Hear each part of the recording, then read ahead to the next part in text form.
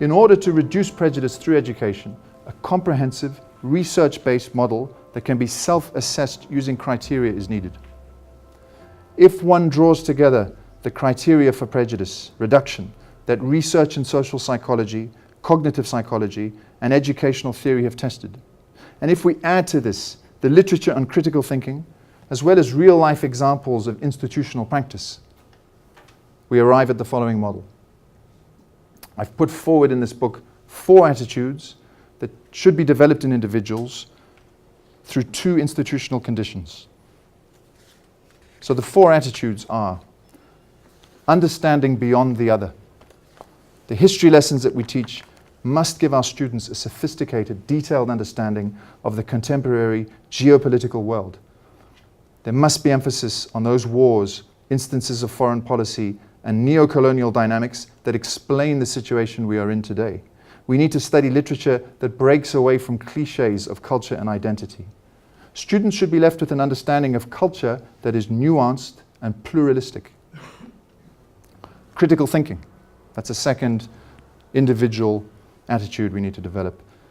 I've discussed how the human brain needs to categorize phenomena. Therefore, educational pathways should help us categorize human beings with well-established, justifiable criteria. We should also be ready to put categories in parentheses and allow others to escape from them, to open our minds to the potentiality of any individual to transcend the social categories that have been created and erected around him or her. Third condition, attitude rather, metacognitive thought.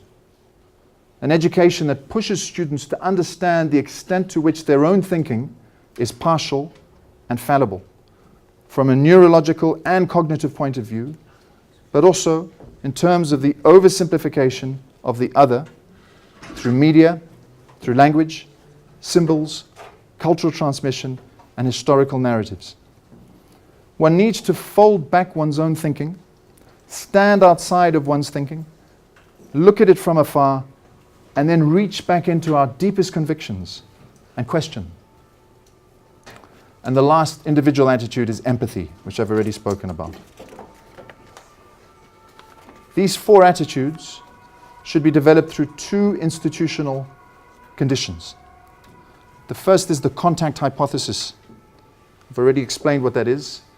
A lot of research has gone into it, by Allport in the 50s, all the way through to 2008, meta-analyses done by Trop and Pettigrew. The contact hypothesis. And the other institutional condition, it's a series of pedagogical principles that are embedded in international education. And I'm very proud to say that I think that these are happening at the International School of Geneva, and I talk about that in the book. But I believe that these can be used in any educational system.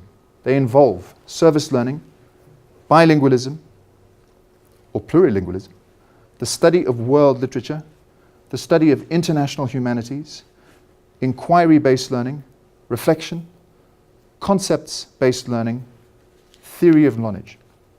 And I explain in my last chapter how all of those can reduce prejudice.